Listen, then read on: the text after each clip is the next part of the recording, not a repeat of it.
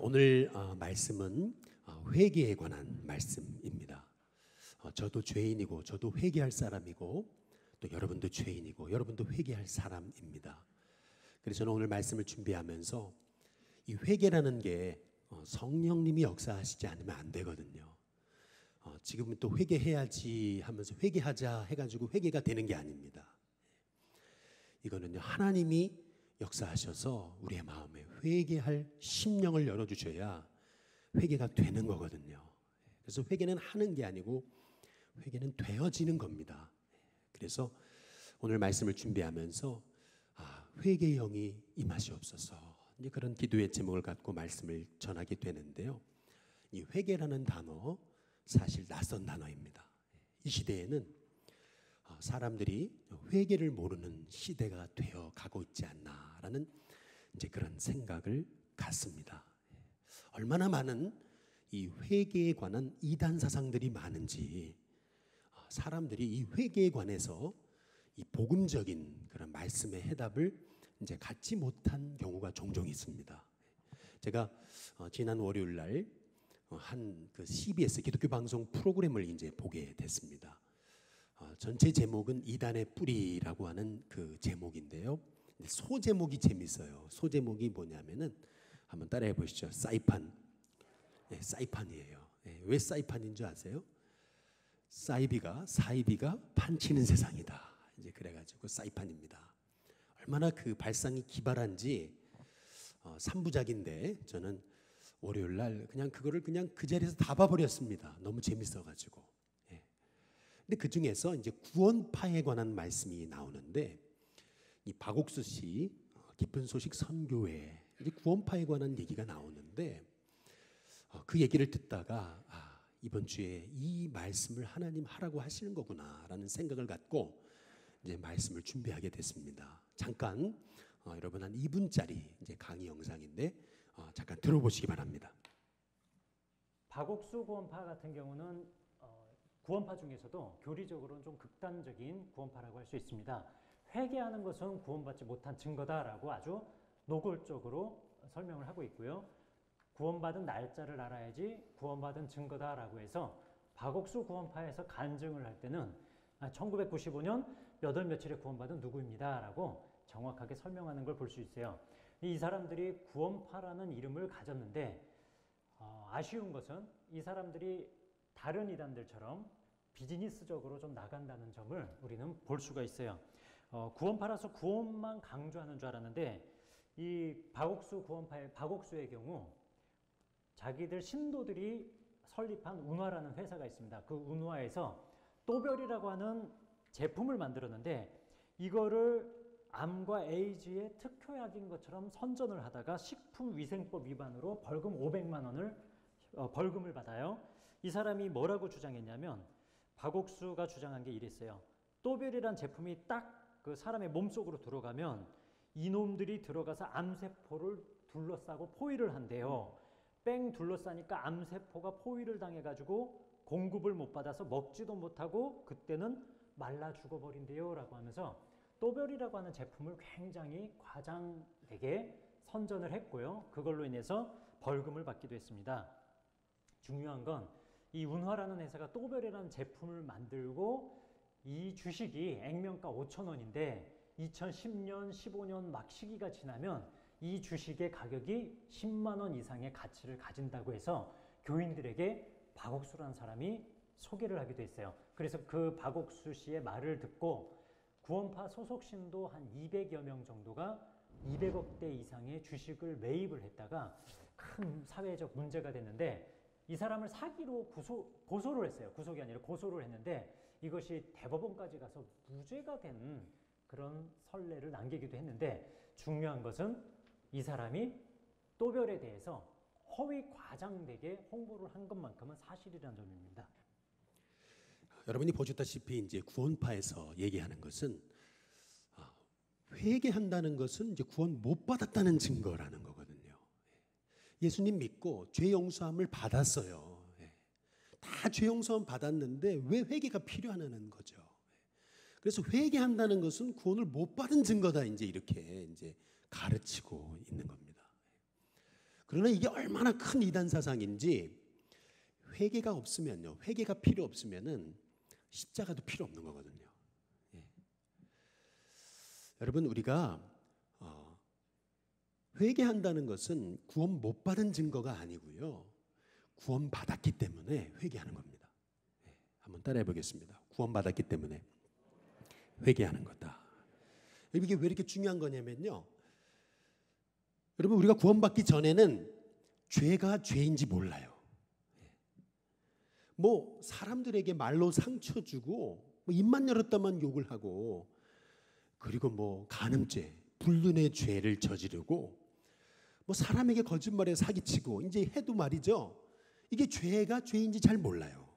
왜냐하면 세상 사람 다 그렇게 살잖아요. 또 아니, 세상에서 살려면 이 정도는 거짓말은 해줘야 된다, 이제 이렇게 사람들이 생각하거든요. 아니, 어떻게 세상에서 죄 안 짓고 사냐는 거죠. 이 정도는 해줘야 내가 이 세상에서 이용당하지 않고 산다, 이게 이제 사람들의 생각이거든요. 그러니까 구원받기 전에는 이게 죄가 죄로 여겨지지 않는 거예요. 근데 여러분, 구원받아 보세요. 그리고 성령님이 찾아와 보세요.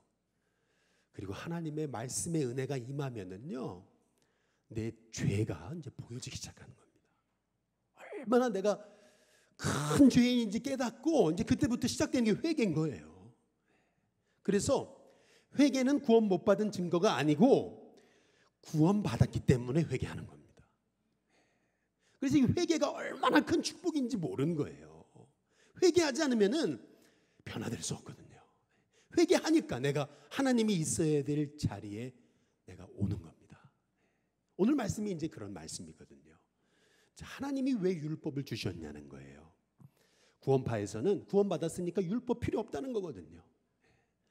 그러나 정말 율법이 필요 없습니까? 우리가 알아야 되는 것은 뭐냐면, 한번 따라해 보겠습니다. 율법도 하나님이 주셨다. 하나님이 주신 거예요, 율법이요. 왜 주셨어요? 율법을 통해서 우리의 죄를 깨닫고 회개하게 하시려고 우리 하나님은 우리에게 율법을 주신 거예요. 로마서 7장 한번 7절에 보시면은 한번 같이 한번 읽어볼까요? 로마서 7장 7절 같이 있습니다. 시작. 그런즉 우리가 무슨 말을 하리요? 율법이 죄냐? 그럴 수 없느니라. 율법으로 말미암지 않고는 내가 뭐죠? 예, 죄를 알지 못하였으니 라고 그렇게 말하는 거죠. 율법의 기능이 뭐냐라고 했을 때, 율법의 기능은요, 한번 따라해 보죠. 율법은 엑스레이와 같다. 율법은 엑스레이와 같은 겁니다. 얼마 전에 저희 교회 한 권사님이 이제 머리가 좀 무겁고 또 이렇게 손이 조금 이렇게 좀 잘 움직이지 않아서 이제 우리 부인 되시는 권사님께 얘기를 했더니, 이제 권사님 빨리 이제 병원에 한번 가보자. 이제 그러셨다는 거죠. 근데 이제 이분은 이제 에이 뭐 괜찮지 이제 이랬는데, 이제 그 부인 되시는 권사님이 너무 지혜로우신 거예요. 빨리 가봐야 되겠다, 뭔가 이상하다. 그래서 이제 빨리 예약을 해놓고, 이제 바쁘신 이제 남편이시지만 그래서 모시고 가가지고 검사를 딱 해보니까 그렇더라는 거죠. 머리 반쪽에 피가 가득 차 있더라는 거죠. 그래서 빨리 조치를 취해서 이렇게 이제 시술을 하게 됐습니다. 여러분 보세요. 그냥 우리를 볼 때는 머리에 이렇게 피가 찼는지 모르는 거거든요. 엑스레이를 찍어 보니까 이제 머리에 피가 찼는지 이제 알게 되는 거거든요. 이게 마찬가지입니다. 우리가 하나님의 말씀을 보지 않고서는 죄가 죄인지를 깨닫지를 못하는 거예요. 그냥 세상에 살면서 세상 사람들처럼 그냥 세상 사람들이 사는 방식으로 살다 보면은, 아니 세상 사람들 입만 벌렸다면 욕하잖아요. 막말을 막 해버리잖아요. 누가 나한테 조금 상처 줘도 뭐예요? 결국 복수하잖아요. 뭐 거짓말은 그냥 일도 아니잖아요. 사람들 등쳐먹고, 그리고 뭐 사람들에게 이게 돈으로 피해를 줘도 이제 그게 죄인지를 잘 모르는 거거든요. 왜? 세상 사람들 그렇게 사니까. 그렇게 안 살면은 이 어떻게 세상에서 사냐, 이렇게 이제.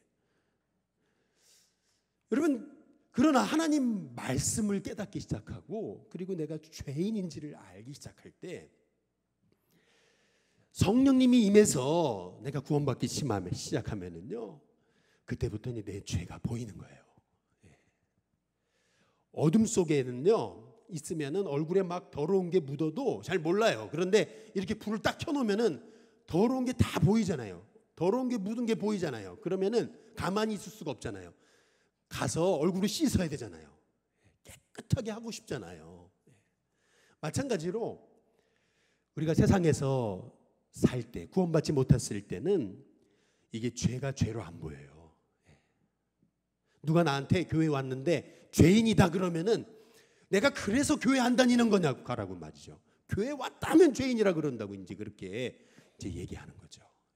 그러나 내가 구원받고요, 성령님이 임하시고 말씀이 깨달아 알아지기 시작하면은요, 그때부터 나타나는 현상, 내가 죄인이구나, 내가 정말 역겨운 죄인이구나 라고 하는 것을 여러분이 이제 깨닫게 되는 겁니다.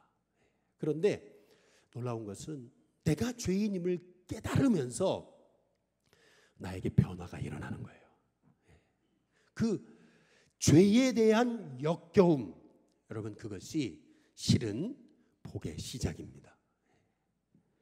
제가 가끔 이제 말씀을 드리죠. 두 형제가 서울에 올라와서 시골에 살다가 이제 자취를 하러, 그래서 고시 공부를 하기 위해 올라왔습니다. 밤마다 어머니께서 담가 주신 간장이 있어가지고 이제 옥상 이제 밖에다가 놔뒀던 이 간장을 이제 국자로 퍼가지고 늘 이제 음식을 만드는데 사용했습니다. 근데 어느 날 밤이었어요. 또 국자를 집어넣어가지고 이제 간장을 딱 풀라 그러는데 물크덩하게 걸리잖아요. 뭔가 해가지고 후라시를 가지고 싹 비춰보니까 여러분 그 간장 안에 죽은 쥐가 있는 거죠. 그 순간 막 내가 이런 걸 맛있다고 먹었냐 그래가지고 막 역겨워가지고 막 구역질이 나는 거죠. 여러분 그때의 구역질은 복된 구역질인 거예요. 그때 그 간장 안에 그 썩은 쥐가 있다는 것을 내가 알게 되는 것은, 그것은 복인 거거든요. 그때부터는 그 간장을 엎어버리고 그리고 새로운 간장을 넣어서 이제 먹게 되는 거잖아요. 마찬가지로 여러분 안에 내가 이제껏 지은 죄가 보여지고 깨달아지는 것이 여러분 복입니다. 그것이 은혜예요. 거기에서부터 진짜 그리스도인의 삶이 이제 시작되게 되는 겁니다. 제가 가끔 말씀드리죠. 저는 어렸을 적에 이제 운동선수로 생활을 했습니다. 이제 그러다 보니까 요새는 뭐 그렇지 않을 텐데, 우리 어렸을 때는 이렇게 운동선수를 하게 되면 이제 폭력적인 게 많았습니다. 이제 그러다 보니까 이제 저도 이제 뭔가 이렇게 기분 나쁜 일이 있으면 이제 폭력적으로 이제 친구들을 때리고 이제 그렇게 해도 뭐 별 문제 없이 문제 해결이 잘 되고 이제 그러다 보니까 이제 운동선수 생활을 그만뒀는데도 이제 제가 자꾸 이제 좀 화만 나면 주먹을 들어서 아이들을 때리고 막 그러는데도 뭐 문제 해결이 잘 되잖아요. 애들이 벌벌 떨잖아요. 그러니까 이제 그냥 그러고 이제 넘어갔겠죠. 그런데 중학교 3학년 때 이제 여름 수련회를 갔다가 예수님을 만났거든요. 그리고 나서 내가 목회자가 되겠다고 이제 서원을 하고, 그리고 나서 하나님 앞에 기도하는데 하나님이 제게 보여주시는 것은 너가 얼마나 큰 죄인인지 아느냐, 너가 얼마나 많은 너의 친구들을 죽인 건지 아느냐 깨닫게 하시는 거죠. 마태복음 5장 한번 21절 22절을 보시면은요, 우리 같이 한번 읽어볼까요? 같이 있습니다. 시작. 옛사람에게 말한 바 살인하지 말라. 누구든지 살인하면 심판을 받게 되리라 하였다는 것을 너희가 들었으나 나는 너희에게 이르노니 형제에게 뭐하는 자마다요? 노하는 자마다 뭘 받게 돼요? 심판을 받게 되고, 형제를 대하여 뭐라고 하는 자요? 라가라고 하는 것은 이제 그 이스라엘의 욕입니다. 라가라고 욕하는 자는 공회에 잡혀가게 되고, 그 다음 뭐죠? 미련한 놈이라 하는 자는 지옥불에 들어가게 되리라.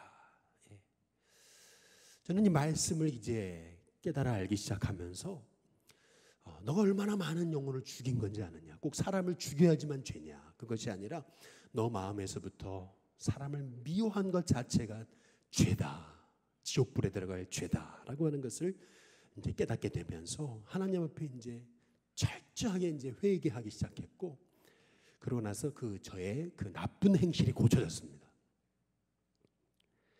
여러분 잘 보세요. 제 나쁜 행실을 제가 고치게 된 계기가 뭐죠? 말씀을 통해서 내가 죄인이구나 깨달았기 때문에 그렇습니다.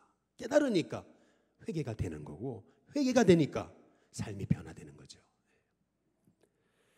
마찬가지로 여러분의 마음에 내가 지은 죄가 깨달아지는 것은 복 중에 복입니다. 내가 얼마나 큰 죄인인지 알 때, 그때 진정 비로소 그 자리에서 십자가가 필요한 겁니다. 내가 진정 죄인임을 깨달을 때 나 같은 죄인을 용서하신 하나님의 은혜가 얼마나 커요? 그 용서하신 하나님의 은혜 때문에 우리가 다른 영혼을 또한 용서할 수 있게 되는 겁니다. 그래서 죄를 깨닫는 게 복입니다. 따라서 우리가 알아야 되는 것은 뭐냐면은 죄에 대해서 무감각한 것이 더 큰 문제예요. 여러분 문둥병 아시죠? 한센병이라고 요새 그러죠. 문둥병. 성경에서는 문둥병이 이제 저주받은 병이다 그러거든요. 그 이유가 뭔지 아세요? 문둥병에 걸리면은 감각이 없어집니다. 사람이 걸어가다가 돌부리에 발을 딱 부딪히면은 발가락 두세 개가 탁 떨어져 나가는 겁니다. 발가락이 떨어져 나가는데도 전혀 감각이 없어요.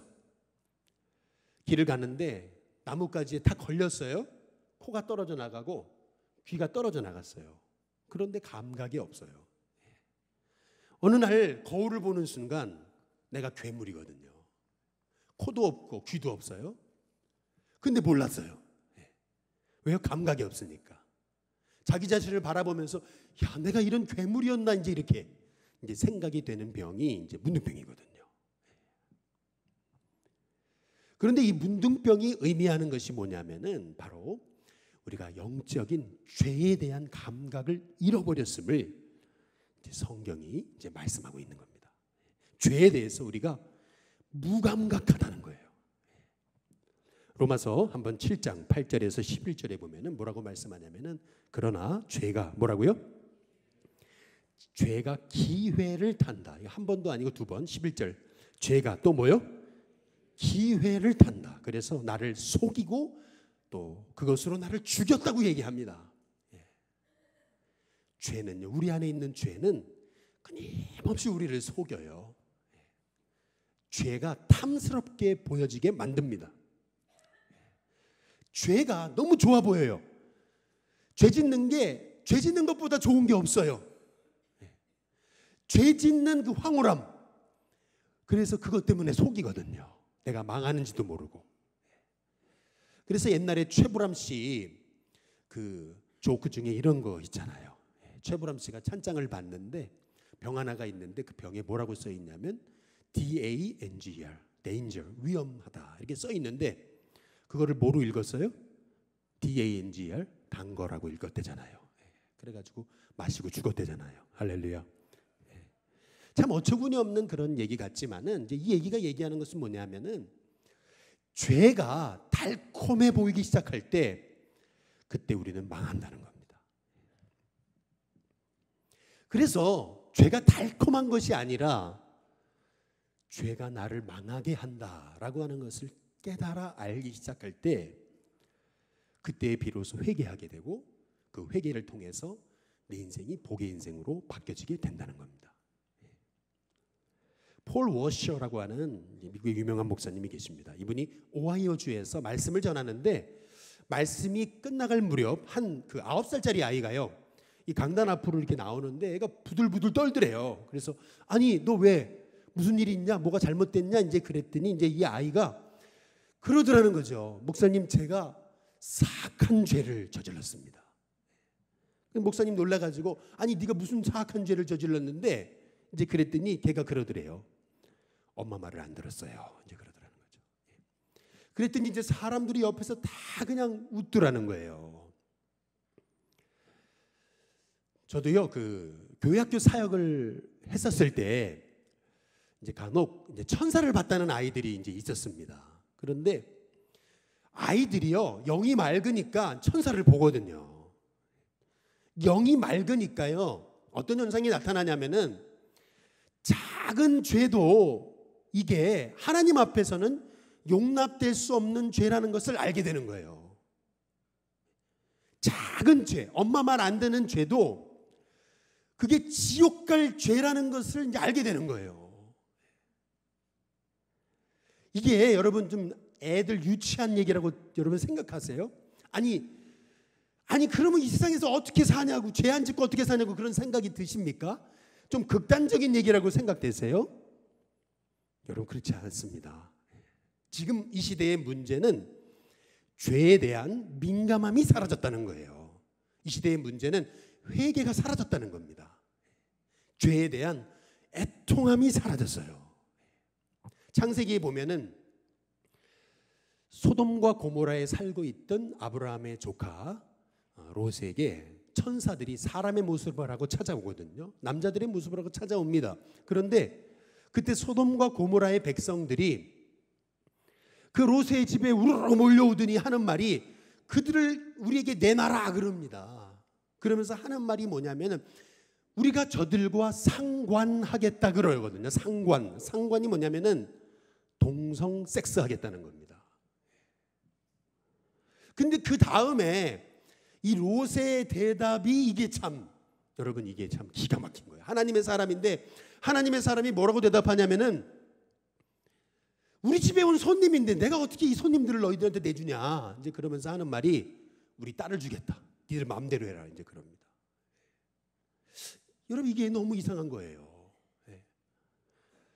이 소돔과 고모라에 있었던 이 죄악상이 얘기하는 것은 뭐냐면은 마지막 때가 되면 죄의 민감함이 사라진다는 겁니다. 동성애도 그냥 다 사람의 기질이라고 생각하는 거예요. 그냥 불륜도 남들이 다 하는 거라고 생각하는 거예요. 그냥 나한테 애인 하나 없는 것이, 그것이 참 이렇게 재미없는 인생을 사는 인생이라고 생각하는 거예요.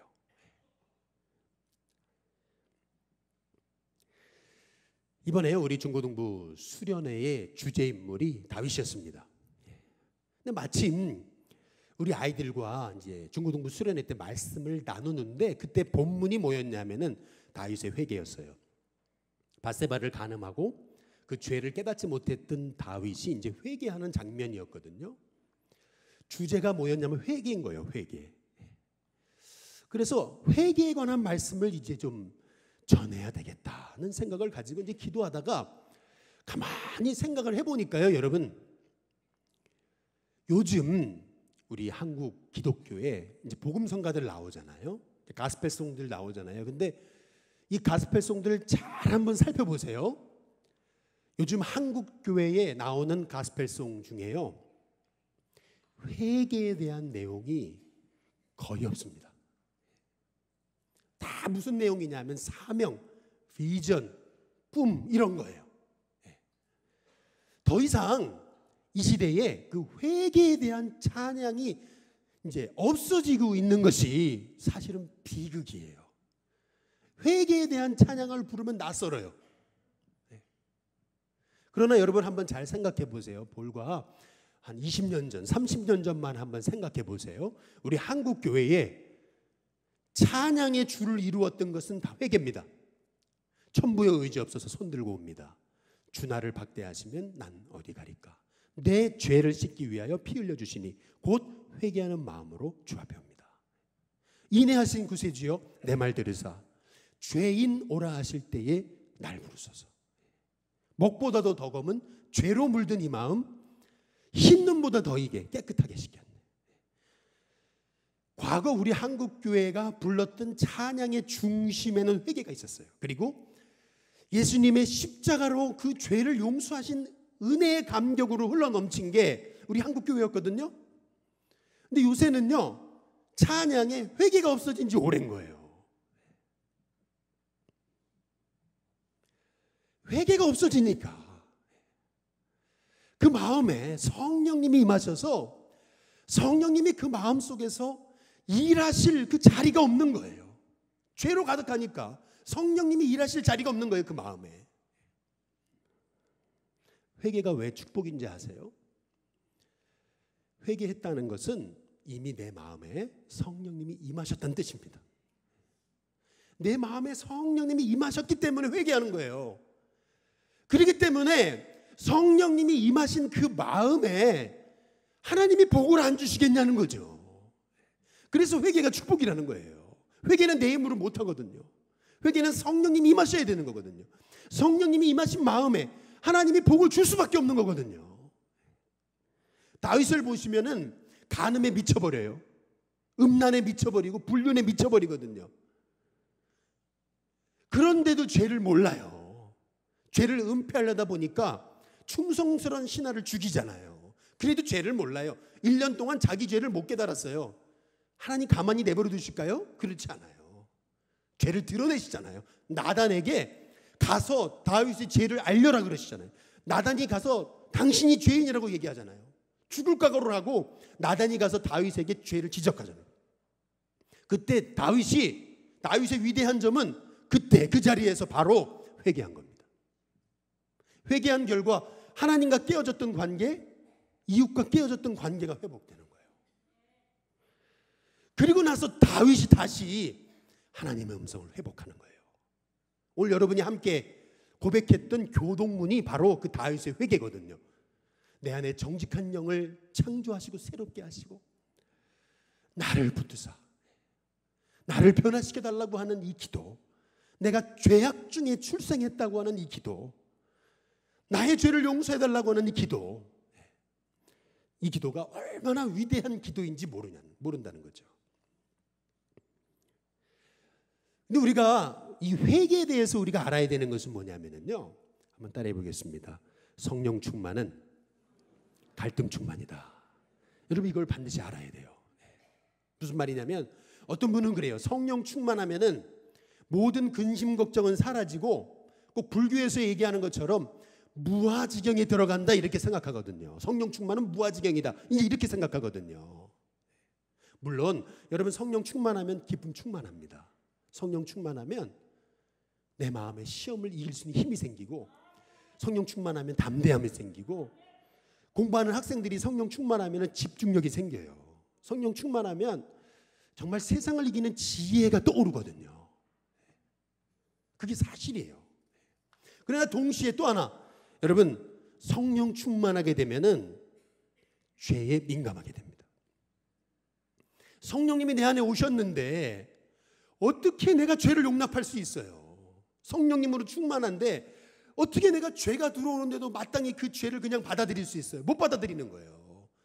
그러니까 성령 충만하게 되면은요, 그때부터 실은 영적인 갈등이 시작됩니다. 갈등이 시작될 정상이에요. 그게 정상이에요. 왜냐하면 죄에 대한 민감해져야 내가 거룩하게 됩니다.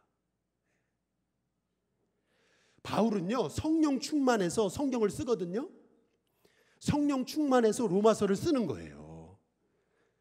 그런데 바울이 로마서에서 뭐라 그러냐면은, 로마서 우리 7장 우리 15절 19절에 보시면은요, 같이 한번 읽어볼까요? 함께 있습니다. 시작. 내가 행하는 것을 내가 알지 못하노니 곧 내가 원하는 것은 행하지 아니하고 도리어 뭘 행해요? 미워하는 것을 행한다는 거예요. 19절 또 읽어보겠습니다. 함께 있습니다. 시작. 내가 원하는 바 선은 행하지 아니하고 도리어 원하지 아니하는 바 악을 행하는도다. 음란하고 싶지 않은데 자꾸 내 마음에 음란한 생각이 떠오르고, 미워하고 싶지 않은데 자꾸 미워하게 되고, 정죄하고 싶지 않은데 나도 모르는 사이에 막 정죄하는 말이 튀어나오고, 거짓말하고 싶지 않은데 순간 내가 이렇게 뭔가 손해볼 것 같으면 금방 내가 나도 모르는 사이에 거짓말이 튀어나오고. 여러분 이게 우리 자신이라는 거예요. 성령 충만한 바울의 고백이에요. 여러분 바울이 죄를 지었으면 얼마나 졌습니까? 우리보다 더 많은 죄를 짓습니까? 그렇지 않잖아요. 그런데 바울의 고백이 내가 원하는 건 하지 않고 도리어 미워하는 바 악을 행한다고 얘기하잖아요. 그래서 바울이 뭐라 그러냐면 로마서 7장 한번 24절을 보시죠. 같이 한번 읽겠습니다. 함께 있습니다. 시작. 오라 나는 곤고한 사람이로다. 이 사망의 몸에서 누가 나를 건져내라. 여기 곤고한 사람이란 뜻은 비참한 사람이라는 거예요. 자기의 죄를 보니까 내 이름으로는, 내 힘으로는 내가 구원받을 수 없다는 것을 알게 된 거예요. 내가 어떻게 구원받지? 이런 죄인이 어떻게 구원받지? 이런 죄인이 어떻게 하나님 앞에 서게 되지? 이 얘기거든요. 그래서 오호라 한번 따라해 보겠습니다. 오호라. 이 탄식은요, 부정적인 탄식이 아니에요. 긍정적인 탄식이에요. 왜? 이런 탄식이 있어야 나의 죄를 용서하시기 위해서 이 땅에 오셔서 십자가에 죽으신 예수님의 십자가 의미를 알게 되는 거예요. 아, 그래서 예수님 죽으신 거구나. 내 힘으로는 내 죄를 내가 해결할 수 없구나. 그래서 하나님의 아들이신 예수님이 이 땅에 오셔서 나 대신 십자가에 죽으신 거구나. 내가 죄인임을 깨달으면 깨달을수록 내가 십자가의 은혜가 더 깨달아지게 되는 거예요. 그 죄가 많은 것에 은혜가 넘치는 거예요. 바울의 인생을 잘 생각해 보시면은요, 바울이요, 예수님 만나기 전에는 스데반을 돌로 죽이는데도 전혀 죄책감이 없었습니다. 사람이요, 사람을 죽이고도 죄책감이 없을 수 있는 게 사람입니다. 그런데 예수님 만나고 나니까 스데반 죽인 것만 죄예요? 그거 아니잖아요. 예수님 만나고 나니까 작은 죄도 바울이 용납을 못하는 거예요. 내가 하나님의 종으로 말씀을 전하면서도 내가 음란한 생각을 가질 수 있나? 내가 하나님의 종으로서 말씀을 전하는데도 내 마음에 이렇게 미워하는 마음을 내버려 둘 수 있나? 하나님 말씀을 전하면서도 내가 이렇게 가증한 인생이 될 수 있나? 나 자신을 바라보니까 내가 오호라 공고한 사람이로다. 이 사망의 몸에서 누가 나를 건져내랴 할 수밖에 없는 게 우리 인간인 거예요.